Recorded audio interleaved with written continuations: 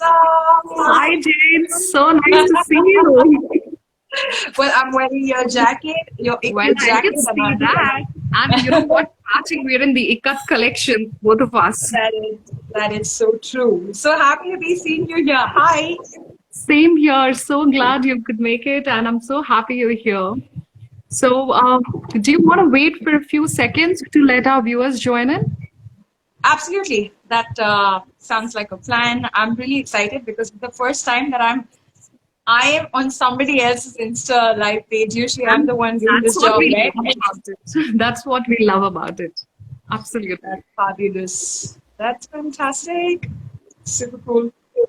Hello, everybody. Okay. I'm really excited to be wearing this very cool jacket by the August company. And, it's the first time in India a homegrown brand has, talked to me about how they have clothes for women of all sizes. It's very inclusive. Thank you so much. Thank you, Jane. So, good evening, everyone. And we are in the August company of RJ Jane.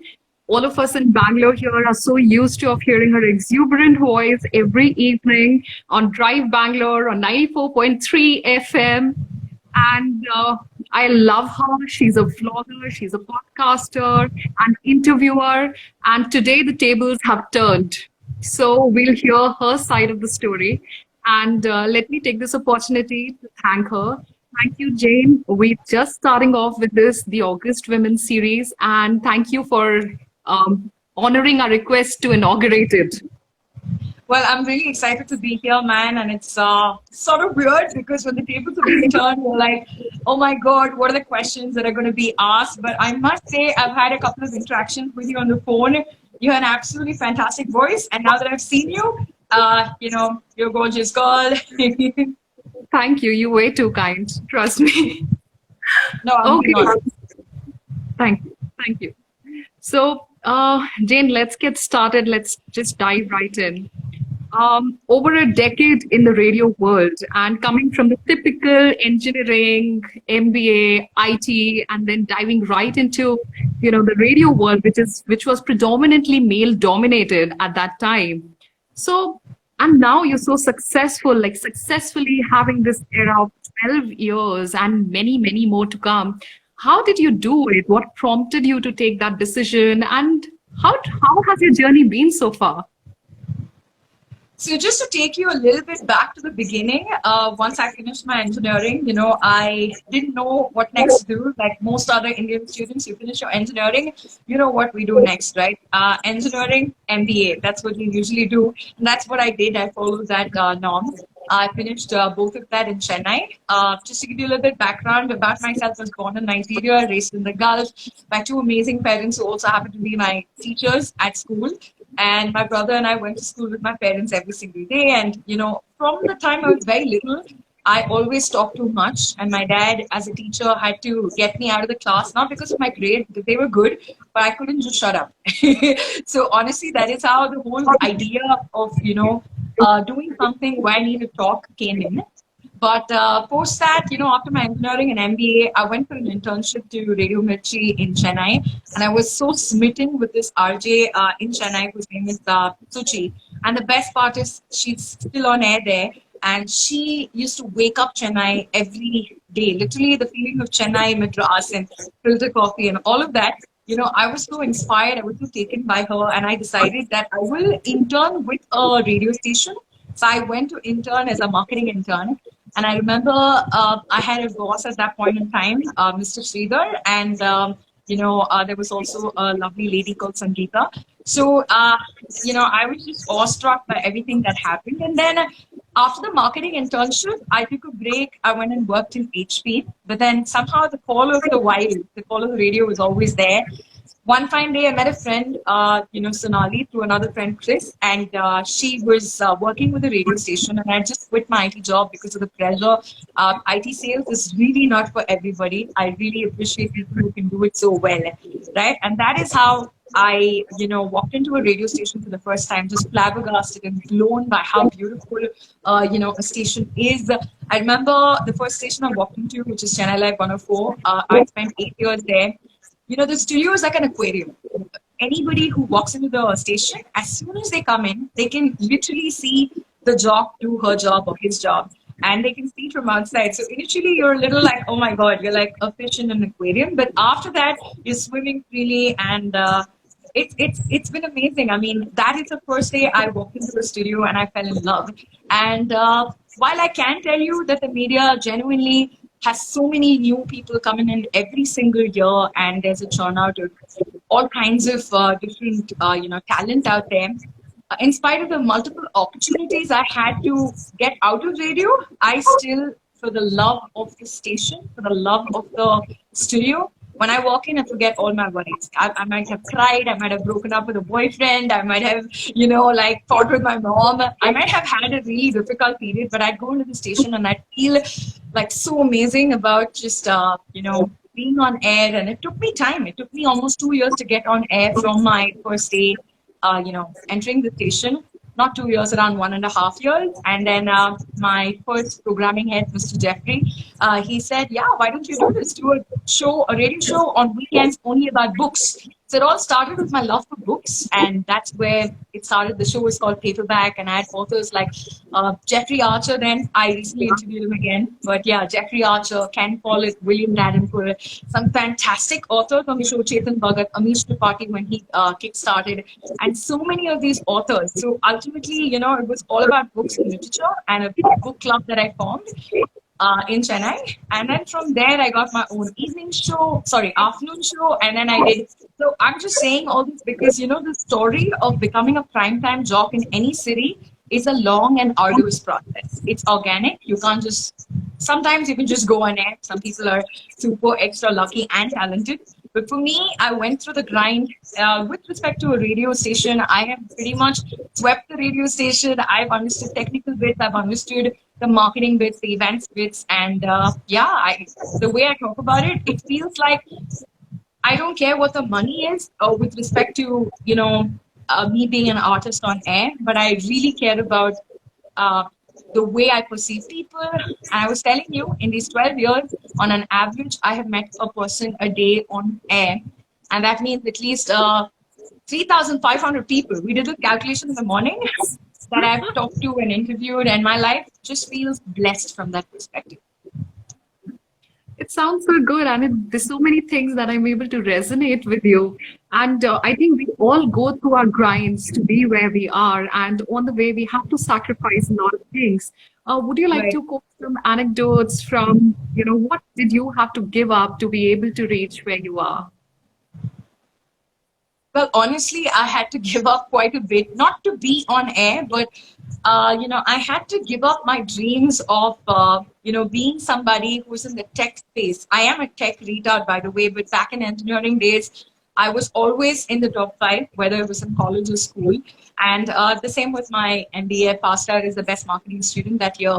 So I had this inner feeling that I should, somewhere, someday do tech and tech and branding together. That was what I wanted to do. That's why I joined HP, Hewlett Packard, fantastic company, by the way. But I entered sales, and it's really difficult. So I feel the biggest obstacle I have felt that, or the biggest thing that I've had to face is give up if you look at all of my friends, and I'm being extremely honest here, there's so many, friends of mine who've, resettled out of all the, all my friends who passed out of engineering college. Each of them, they're in high paying jobs and they're in like fantastic countries. But I would say, that is one dream that I was not able to chase. I would have loved to say, for example, work at the Corpcom of Google. Like, I would have loved that, right? So I think I gave that up, but I have absolutely no regrets because this job has given me, it's not a job, it's a way of life. So I believe I have no regrets at all whatsoever. And today I just feel stronger and I feel more powerful in terms of the kind of inspiration that I believe through other people I'm able to, lend the listeners who are listening to me at any point in time. So yeah, it's been quite a ride. I absolutely agree, because the way you are, you're so exuberant, you're joyful, you're so positive. So anyone with regrets cannot do this. So I absolutely agree with you. And you're shattering the glass ceilings, right? You're picking them off. Any instance where, you had to fight that male domination, and, you were told that, oh, you can't do this and you don't fit in here or something like that. And you just kicked it on their ass. So I would say, I am a feminist. I have a new podcast which is all about breaking stereotypes. And I must be honest about this to you. While we say that, feminism can be toxic, while we say that, women's equality, the whole emancipation movement that we've been going through, while we say that sometimes it's overdone and today women have equal opportunities and women can go and ace it any place at any time, I would still say the reality of the situation is a woman has to fight triple times harder to be recognized than by a man, especially not at the lower levels, but as you keep climbing up and above, I feel there is a lot of, there will be a lot of this sort of inequality that you will face. And this is something I have faced as well. Um, it can be flipped as well. There are some jobs where women are paid way more because, women have a certain EQ, have a certain glam quotient for which they're paid extra. But I believe that overall, if you look at the larger scheme of things, I think women are constantly breaking not just the glass ceiling, breaking a lot of, glass walls that are there right in front of us. We don't have to look above, we just have to look in front. So I would say my biggest struggle, if you ask me, has been to ask for equality of pay. And this is something that I think I've done some research on. Women in India are paid on an average 19% less than men. And in some cases, as low as like 50%. That's how much it is. And people have to talk about these things. I think diversity is being encouraged today, but we're still very far away from an equality in pay. That is something I believe is not just a glass ceiling. I'm sure people like, who are the CEOs of companies. You have Chandra Kochar, you have Kiran Mazumdar-Shaw, and you have so many young women running business empires. Yes, there is definitely an advantage we have today. A lot of entrepreneurs doing it. But I think in the corporate, it's still a big issue. I still think there's a major pay divide when it comes to, women and men. I don't know if you agree because you're an entrepreneur now. I absolutely agree, and I think we've all gone through that. We've all seen that in some shape or form. And Right. for us, I think all we can do is we can be vocal about it. We can make sure that we don't do it to the others, right? When I'm running my organization, I'm running my business, I can make sure that I don't do it, and then we just pay it forward. And maybe that's the only way we can look at it. And not just the pay divide. I think, we women are constantly pushed to adhere to some kind of standards. It could be about your body, could be about how you look, your hair, your skin color. It could be just about anything. What are your views on that? So I might be called a bra burning feminist when I say it's not just money, but there's so many other things. Financial independence is one bit of this journey, right? But we're also talking about a whole bunch of other things where, say, for example, I'm going to shift from radio to podcasting here.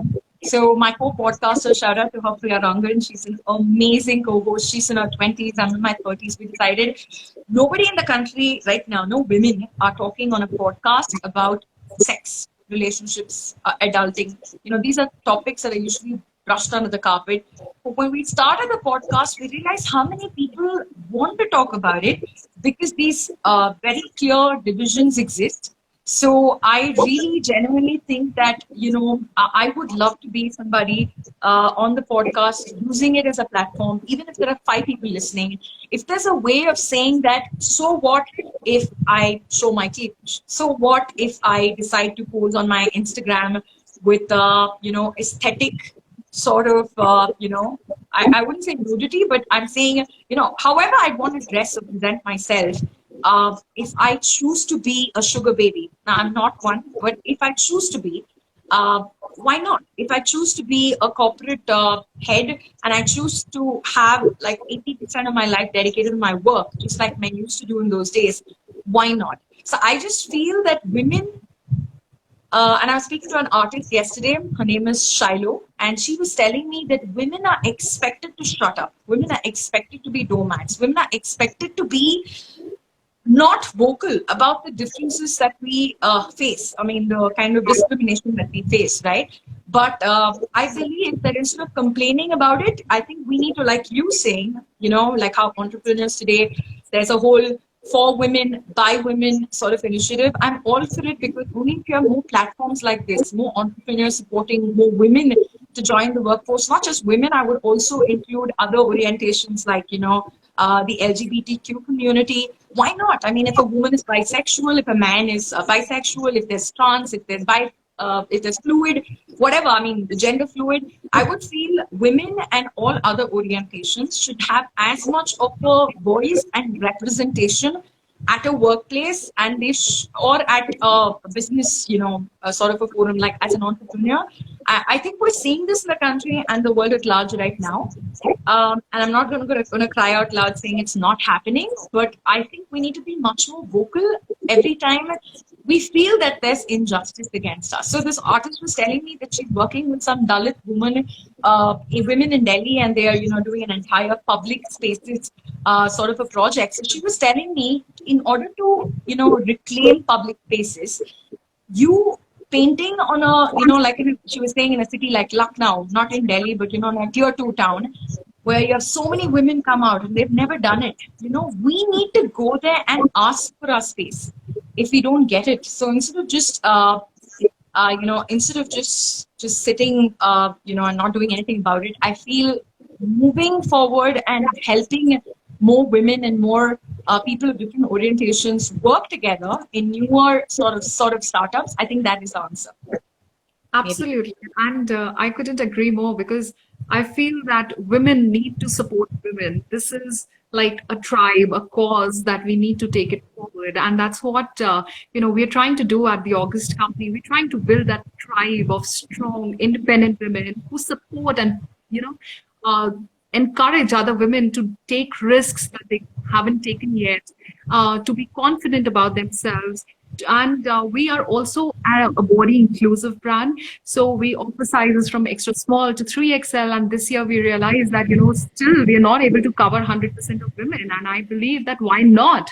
Because whatever shape you are, whatever shape, color, size you are, it's our responsibility to make sure that our clothes fit you. And we love your Curvy Woman hashtag. We see a lot of your pictures on Instagram promoting that.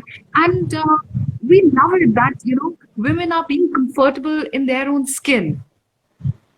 Absolutely, man. I mean, this is a hashtag I truly believe in because, I've had so many friends of all shapes and sizes, triple XS to triple XL. And I truly believe this, that hashtag You'll Be On Size. It's a hashtag that was begun by my favorite plus size, confident, curvy woman and supermodel Ashley Graham. And I believe now we have Sakshi Sadbani in, she's done a campaign with you guys, right? Sakshi Sindwani, right? Yeah, she's done a campaign in India. So when I first saw your brand and your clothes, I was like, this is the first time I can ask for my size without feeling, oh my God, I'm never going to get it. Because I'll be honest with you, I was ordering on Shein for so long. I'm sorry to bring up another brand, but I'm just saying it to you because, I was ordering and then they banned. And the only reason I went there is because you walk into a normal H&M, Lifestyle, Max, I'm saying across any brand, you will never find a very small, like size. You'll not find a XXS or an XS, and you will not find an XL. You'll just find the normal sizes. And I feel that's definitely like a problem because, Indian women are come in all shapes and sizes. We celebrate our curves. Hell, if you look at any of the temples, and I know that, all of us ogle at those ladies with, big breasts and big hips and tiny waists or, whatever body type they are. We've celebrated this in our past. Why do we now have like clothes only for a particular section? So I really think I just sent you my size. You sent me these clothes. I had a heart attack about, before it came in. Is it going to fit perfectly? Like perfectly. Because I just gave you my bust size and that's it. That's about it. I didn't even give you my shoulder size and it fits. So I'm really glad that there's a local brand, hashtag vocal for local, a local brand that is doing this. Thank you really from the bottom of my heart to do this, because it's not just me, but also much smaller women and much larger women and women in between who'd be happy to see that there are more local brands looking at this. Thank And you with so much. like reinventing and bringing back like something like ikat. Like ikat, you often see it only in like pillows and bed sheets and Indian clothes. You never see it so stylized. So I really think that you guys have a bright future, and I commend you on celebrating women of all sizes. It makes me so happy, Thank you. honestly. Thank you so much, Jane. But I think you're way too kind and we're going off the rail. We don't want to talk about us. We want to talk about you. It's about celebrating you. Sure. It's about talking about you. So let's come back. And I've always wanted to ask an RJ because, there are days when you're cranky, you don't want to get out of the bed, you're in a bad mood. And yet, on those days, you see the RJs go live in their exuberant voice. They're trying to cheer us all up. How do you guys do it, man? Like, I'm sure you also have those days. Like, on those days, how do you get yourself out of the bed? And how do you make sure you're still that exuberant self?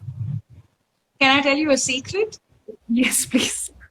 So I don't know, maybe I will do this as a cross-questioning sort of answer base for you.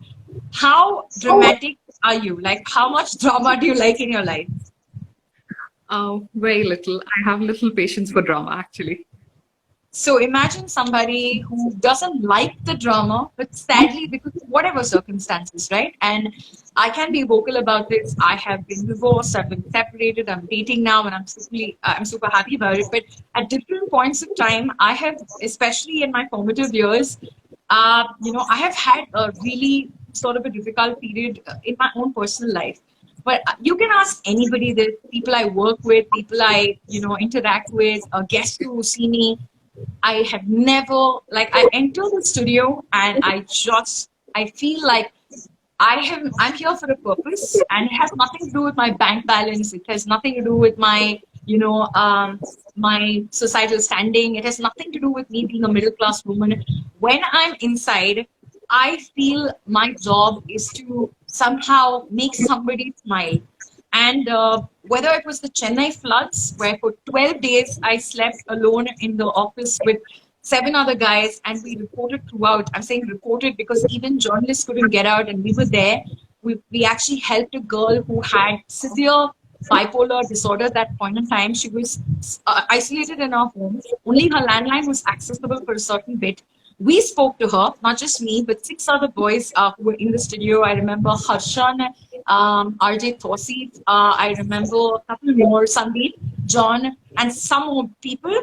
We played music in the studio, like we would play live music, and we talked to that girl, and we got her out of a suicidal frame of mind, which I know, and for somebody who's bipolar, it's extremely difficult to get them out of that. They need their medication. There's so much. But we actually did this, and I think it's one of the biggest highlights of my life. I mean, I would say it is for that reason that we do this job. So thereby, that is exactly how we cut everything else. 10 minutes before, I could have been crying. I could have been like, oh my God, shouting at someone, having a fight with my mom. Because when I was in Chennai, I used to live with my mom and dad. Or, I had some issue with a boyfriend, whatever, right? But go into the studio, I wipe it all out. I'm like, this is a job. This is this is where no matter how temperamental you are as a person with your own life, you have a responsibility. And I will quote this very famous superhero dialogue: with power comes responsibility. You have the responsibility to deliver a smile on somebody's face, and as many as you can in a city. And I've done this in 2 cities, and I genuinely, from the bottom of my heart, a lot of people think that I fake it just because, I'm speaking to an influencer, and then behind, I'm like, whatever. No, I genuinely am invested in people, whether it's a listener, whether it's a person I'm interviewing, whether it's a cause I'm looking out for. So the whole idea is, if it drives me, I don't worry about the obstacles. I don't care about the obstacles. I will do it because it makes me happy. And as you grow older, there is you come to that point where, like, should I do something just to get settled, or should I do something because I'm happy? You come to that crossroads, right? I think I've come to that crossroads very often in my life, and I've always chosen the route that makes me happy, no matter how unsettled I am.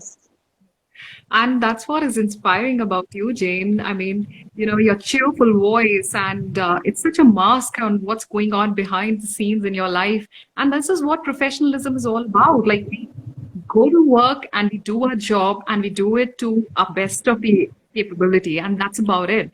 And that is why we had you over on the series inaugurated. Thank you so much from the bottom of my heart, and we love you, we love your energy, and we wish nothing but the best for you. Thank you for inspiring us, not just us, a lot of women around Bangalore, in the country, to follow their hearts, to take the risks, to take the chances, and kick those glass ceilings. Absolutely. I mean, it's not just glass ceilings, like I told you. It's like a freaking glass house. Everywhere you go, you will see barriers. Just break them and do what you do. Do you? Before we cut off, I want to say a couple of shout outs. There's Rani Kaur, Priyanka Bakshi, Prerna, Sanjeevani. Some of my friends were here. So I just want to say my brother, Varun, Rani from Delhi. Then there's Studio Girl, who is someone who helps with our podcast, and she's a fantastic graphic designer. And so many others who have left comments. My producer, ex-producer Sanjeevani, she says Jane enters the studio and she's a bright bulb. Yeah, that's a huge support. I agree. You like the sun on a rainy day. Before I go, I must tell you, you cannot do anything by yourself. It's always your team. And right now, we're a very small team at 94.3 Radio 1. The team, no matter what the ups and downs are in every radio station or a podcasting unit, my fellow podcaster, Priya Rangan, everywhere it's about people and a team. And I would just shout out to everyone listening to this that my life is just an example of how somebody chooses happiness over everything else. To be happy no matter what happens, no matter how low you can get. So that is all I want to say. Thank you for the support. Thank you for having me. And you guys are doing a brilliant job with everything that you're putting out there. I'm so happy that you are not just talking about textures and fabrics and styles, which is important for a brand like yours, but you're also talking about sustainability, you're talking about inclusivity, you're talking about beauty beyond size. So it's not just about what you're putting out there as clothes, but I think the fact that you're putting it out there, that you're inclusive, I'm in very august company today. That's all I can say. Thank you so much. Such an honor to talk to you. Thank you. Bye-bye. Take care. Bye-bye. Yeah.